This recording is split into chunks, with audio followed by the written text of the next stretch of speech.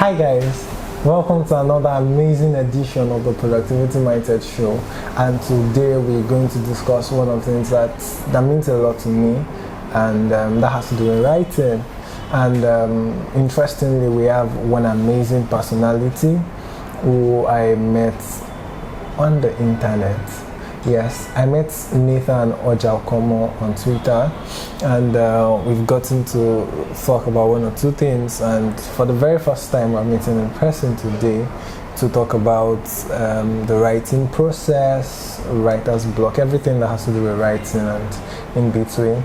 Nathan is a copywriter, and once again, I'm AJIBOLA, your host. So Nathan, you're welcome to the Productivity Mindset Show. Thank you, AJIBOLA. Yeah, so how has it been? How has it been doing your stuff? Well, the corona hit everybody, so I would say it's been a bumpy ride. Yeah. There have been good days, bad days, but we're mostly optimistic about the future. So I'm always seeing your hand on Twitter. So your boss moves. No, you have to make yourself known now. As a freelancer, you're your own CEO, you're your own PR, you're your own accountant. You have to do everything. You have to get in front of the people you hope to attract. Interesting. Before we continue on the line of writing, that sounds very interesting. Do you mind expounding on that? As a freelance writer, the rudiment, what everybody sees is that amazing writing, or after many years, all those years when people did not even notice what you're doing, and then all of a sudden people can see that amazing stuff, they can see that amazing copy, and they're like, oh, who's that guy? So what does that mean? Do you mind expounding? You mean like showing up on Twitter? Yeah, no, you said you have to be your own CEO, you have to... Well, the thing is, being a freelance copywriter, it's a full-time, I'll say it's a full-time business, because there's nobody else that's going to do it for you. So you have to market your services by yourself. First, you have to have the skill. Like, you have to be good at writing copy. And to be good, you have to read books, watch videos, and write itself. Then you have to turn your attention also to the business side of copywriting, because nobody's going to bring the clients to your doorstep. So you have to show up consistently, show the value, because you're a writer. So it's when people see what you can write that they'll know, okay, let me see what this guy can do for me, for my business. So when you have to write, so when you write, you'll be attracted. And what you write also matters, because you can't just write for everybody. True. Twitter, or the internet generally, has its own, as large as it is, everybody has their own space. There's a space for marketers, there's a space for there's football Twitter, there's church Twitter, there are different parts of Twitter. So you have to create content that attracts the section of Twitter that you want to attract. For me, I'm mostly talking to marketers, creatives, and business owners that have blogs or that know the value of content marketing. So I share tips, share resources, and stuff like that makes them see or notice my work. Oh, okay. Let me just ask this question. What does it mean to be a copywriter? Okay, it means writing words, video scripts that make people take action. For most part of it, the action you want people to take is to buy stuff. At the end of the whole copy, the call to action is usually buy now, or shop now, get 5% off, stuff like that. But also it involves other forms of action. Could be to download an ebook, or subscribe to this channel, and other sorts of marketing stuff. Okay. Okay. So for you, how has the journey been? what's the journey? What was your journey into copywriting? Did you just is it what you've always wanted to do? How did you stumble into copywriting? What's the journey like? Okay, it's not. I would say copywriting was never in my plans because I majored in statistics. Interesting. So I actually started writing online in 2017, like 2 years ago, 2017, 2018. At the time, I was mostly doing content writing, not copywriting. Content writing, I was doing it like a way to supplement my pocket money, so that I don't have to call home every single time that the boy is broke. So I had to do something by myself. So I had a laptop, I had an internet-enabled phone. So I also started getting gigs. Because I had a friend that introduced me to writing. Yeah. So whenever I had too much work on his hands, he would share with me. Then eventually, I got better. Then I worked directly with the guy I was working with. He was no longer sharing his own jobs. So I was working directly with the guy. So I did that when I finished school, with my NYSC too. Then I started, because every skill, you get better. So when I started writing, I was a novice, but then I started getting better and better, and I started reading books. Then I started learning about SEO, copywriting, so it was different from content writing, and I started leaning towards copywriting. But I'm still doing both content writing and copywriting. But I also improved my skills, so since then I've been getting better, and seeing more results for the work that I do. Interesting. So you've done quite a number of stuff. I've seen a couple of your stuff. Which of your work would you consider to be the biggest? Okay, the biggest was a content writing mixed with copywriting gig I did for CoSchedule.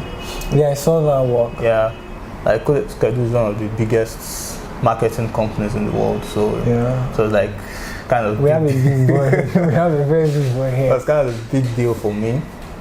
But and it's funny that I got the gig from reaching out to the guy. So let me call him guy now. The inbound director for CoSchedule on Twitter. So I reached out. Twitter is powerful. Yes. So I reached out to him on Twitter. I DM'd him, like, can I write for your company? And he said, sure, send me a pitch. Sent the page, he liked it. Then I started writing. I wrote the article, I submitted it. So I was surprised he didn't have any edits. Like, wow, that's very strange. Nice. So they published it. And recently, I think 2 days ago, I reached out to the man again. I asked him, like, how is the post performing? And he replied that it has, I think, 2-point-something conversion rates. You might think it's low. In percent. You might think it's low, but the industry standard is like 1.7. Yeah. So 2.9-ish is higher than the industry standard. And he also mentioned that they had almost 100 sign-ups to their email lists because from that piece of content. That's huge. Yeah, and that in the past months, that was one of their top performing articles. So that I said it's a mix of content writing and copywriting, because it prompted people to join CoSchedule's email list. Now that's profound. It's what's it called? It mirrors skill. So now my question is, for someone who is watching and has interest in copywriting or content writing, or someone who is watching this and is spurred to research and be like, oh, let me give copywriting or content writing, where's the starting point? How can such a person start? And what skills is it that this person needs to pay attention to? What skills do I need to pay attention to? Well, the person has to start by writing. There are no two ways about it. You can read 1,000 books, you can watch 1,000 videos, but none will compare to, or none will prove your skill as writing would. So if you want to be a copywriter, I would say you should first try to get out 3 pieces of content. Like, it could be 3 articles, it could be 3 ad samples, it could be 3 email samples. Just write. Just do something. Just write. Then share it with somebody. If the person like sees it and goes, okay, this is nice. Even the person doesn't say it's nice. Just write something as you can share it on Medium. You don't have to start with a self-hosted website. You can put it on Medium, you can put it on Twitter, you can put it on Facebook, or any social media platform that you currently use. Get those out, then start reading books. Books help too. There are 3 books, or there are more than 3 books actually, but there's these 3 popular books. Everybody Writes. Everybody Writes by Anne Angley. Okay. That's for content writing and writing content on the internet. There's Boron Letters by Gary Halbert. That's for copywriting. Then there's Scientific Advertising by, I think, Joe Sugarman. I'm not sure if it's Joe Sugarman or Cloud Hopkins. I'm not sure. That one is about copywriting. If you can read those 3 books, and like as you're reading, practice, continue writing, then 3 months, 4 months, you should see an improvement. 3-4 months of consistent writing? Yes. Oh, okay. That's if you are a total beginner, like you've not written stuff before online, then you start seeing improvement. So what's your writing process like? Okay, it begins with an outline, right? So when you are writing blog content or content writing, not copywriting now, content, I'm writing content for a blog, I need an outline telling me what the topic is, what the keyword is. The keyword is important for SEO. The audience that I'm trying to pass a message across to, and like a specific, not specific, but what counts, a range, what count range. So when I get those, then I start with the research. I usually start with Google. Search the keyword online, find the top 10 posts, 10-20 posts, see what all of them are saying. Mostly today's content, most of them are actually saying the same thing. But for me, I try to see if I can find another angle that's different from those posts. I look for another angle. Then I do that by also reading books, because most topics have books written about them that are not on Google. So I usually check books, see other viewpoints. Then if it's a really, really hard topic, then I ask industry experts for insights. Because I'm privileged to be in a Slack group, or like 3-4. So who's Slack's group? Slack. Yeah, I mean, whose Slack group are you in? Oh, okay. There's one by Jimmy Daly, CMCG. Okay. It's a group for marketers, head of content at different companies, and there's another one for marketing Twitter. Most marketers on Twitter on their group. And I have one for backlinks, but that one's not very useful. Okay. Those people are just spamming each other with requests for backlinks. So those 2 groups, there's a channel there you can just post a question like you're looking for feedback on a particular topic, or what is people's opinion about this topic. Then get that together and come up with something. Then I start, and I get all the information I need, and I get everything. I start with the body of the content. Instead of the introduction, because the introduction is usually really hard. For me, usually hard to write.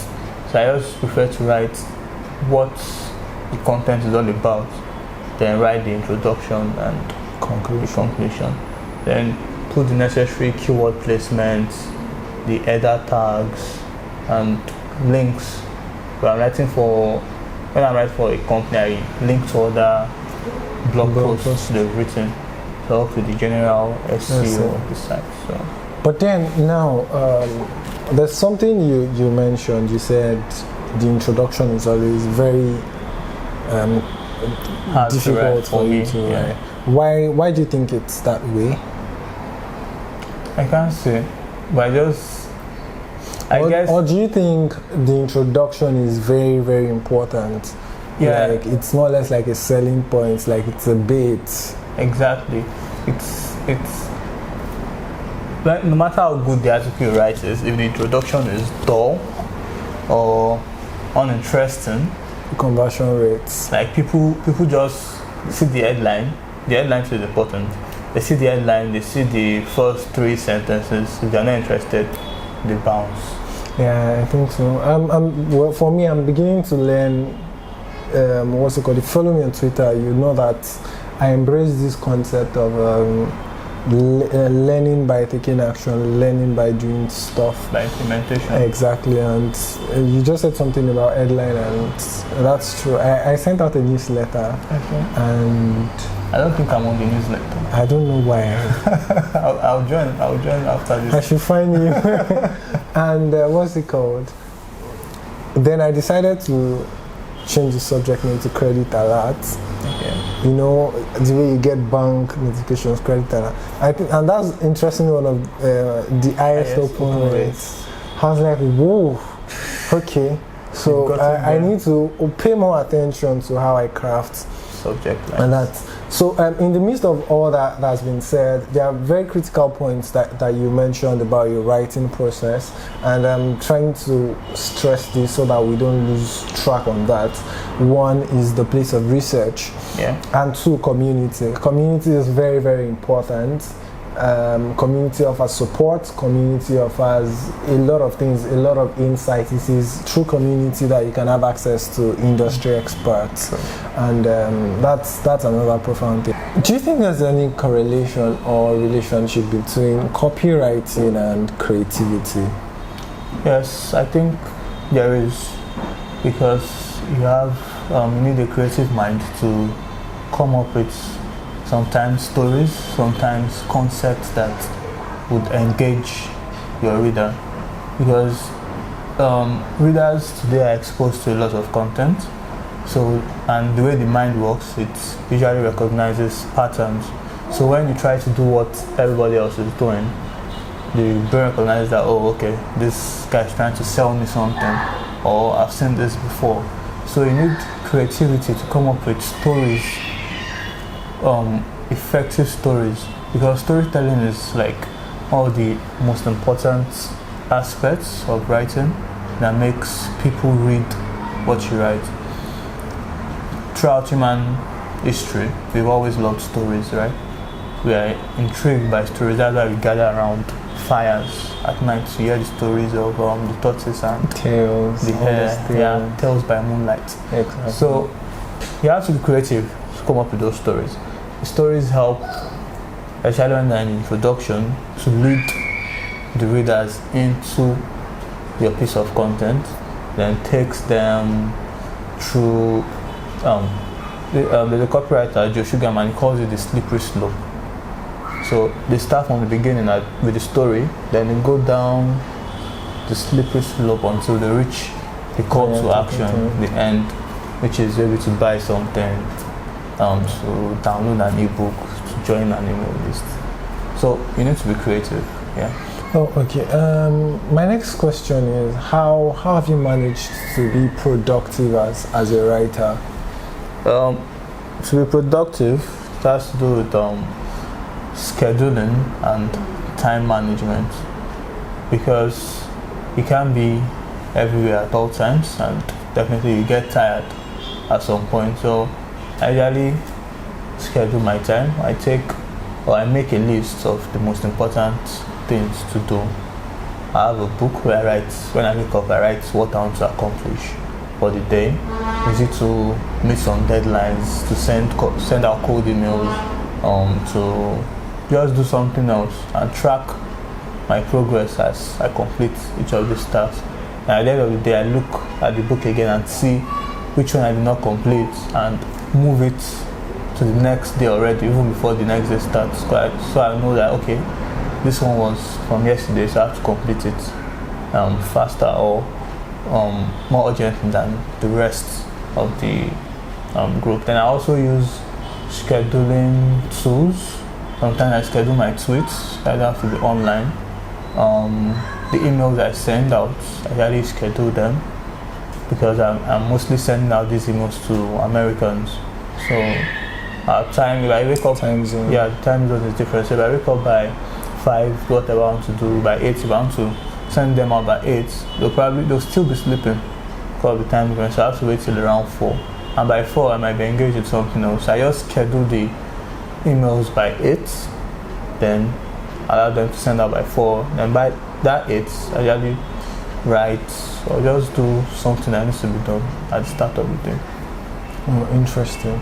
Now that has to do a lot with time management. Yeah. And there are two schools of thoughts that has to do with that. Some believe that mind management is more important than time management. I don't know if you have anything to juxtapose that particular perception. Okay, I think it's what you focus your mind on that you spend time on. So if you are always thinking about writing, you spend more time writing. If you are always thinking about football, you spend more time playing football or watching football. So I think the mix is kind of intertwined. So the important thing is just that you have to focus your mind on things that are important, things that help you to achieve a goal. So that your time, because you have 24 hours. In fact, some people have more time than others because for me, I have to do most of the things I do by myself. I can't hire anybody. I don't have the funds to hire anybody. Okay. So I have to do myself. That's why I said I use scheduling apps to just automate some things. Some stuff. Yeah. So the focus right now is on getting clients. That's what my mind is focused on getting high-paying clients, not those 5 naira words articles. So I'm getting high-paying clients. So I have to spend my time doing things that will make me get those high-paying clients. And right now, I'm focusing on cold emails and creating useful content on social media. So that's what my mind thinks about most of the time, and that's what I spend my time doing. Oh, okay. Thank you so much for sharing out of the abundance of what you know, Nathan. It's been an amazing time discussing writing with Nathan. And like I would always say, that writing produces clear thinkers, and out of clear thinking, you know that you can actually do stuff better, and I think that's cheaper than therapy. Yeah. So. I believe you must have learned one or two things from this conversation. So, what were the highlights for you? I'd like to know what the highlights are in the comment section, or if you're listening on podcast, you could just send a mail or let me know one or two things that you learned. And if you have questions, please feel free to drop your questions as well. And also, you can be on the lookout for more inspiring contents and conversations on this platform. You could please use the subscribe button and put on the post notification bell so that you could actually know when we drop inspiring content just for you. I'll see you next time. Bye-bye. Bye.